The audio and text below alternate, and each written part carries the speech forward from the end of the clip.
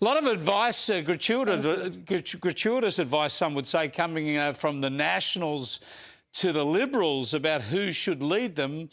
Do you want to buy into the Nationals argument now? Do you think Colin Boyce is the man to lead the Nationals? What do you think my answer is going to be, Chris? I think it's not a great idea to weigh into Nationals leadership discussions when we're a coalition. It's probably an even less good idea right now. But I do want to say I think we're stronger when we are together as a coalition. I certainly feel that way, and I've expressed that since the breakup, really. And I hope that we can work through things and get back to being a strong opposition. I know that's what my community wants out here in Penrith. Yeah, I think there's no doubt that the fact the Nationals leader has basically said he wants the Liberals to change their leader has galvanised a lot of Liberals. Why, behind Susan Lee, why should they change at the behest of the Nationals? But there's no doubt she's in strife. Do you expect to see a leadership change? You've spoken about your ambitions in the past. Would you put your hand up for a leadership position?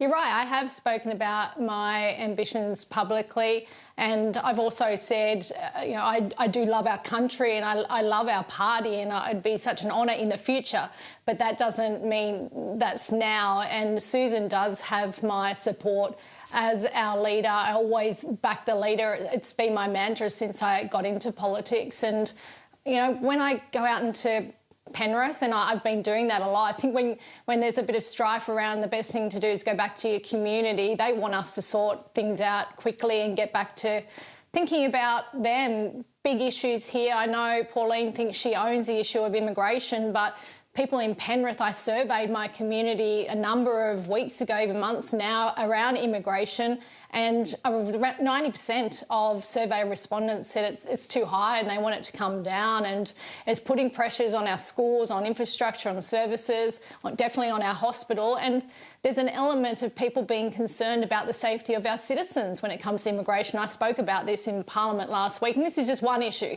that people want us to focus on. It's a really big issue. Another big issue for you, coming back to your shadow portfolio, is the social media ban. You've been critical of the way it was foisted on people.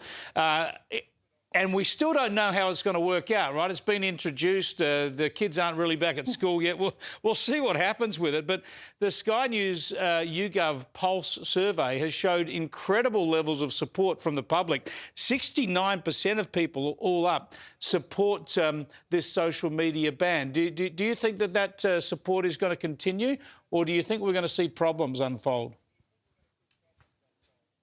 I stand by my criticism and putting pressure on the government because, they put this policy on Australians with a deadline of December 10, and I know support's strong because parents want to protect their kids. We all want kids to be safe online in particular and not being subjected to abhorrent, social media content.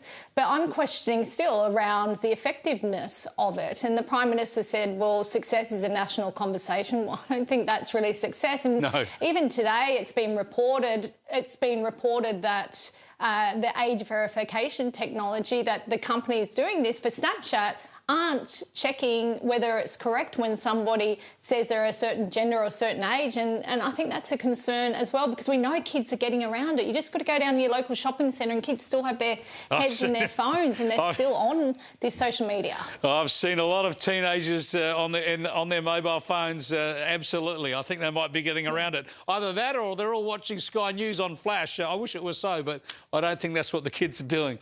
Thanks for joining us, Melissa. Really appreciate it. When you're on. When we're on, of course, yeah. Thank you. That is Melissa McIntosh, Shadow Communications Minister.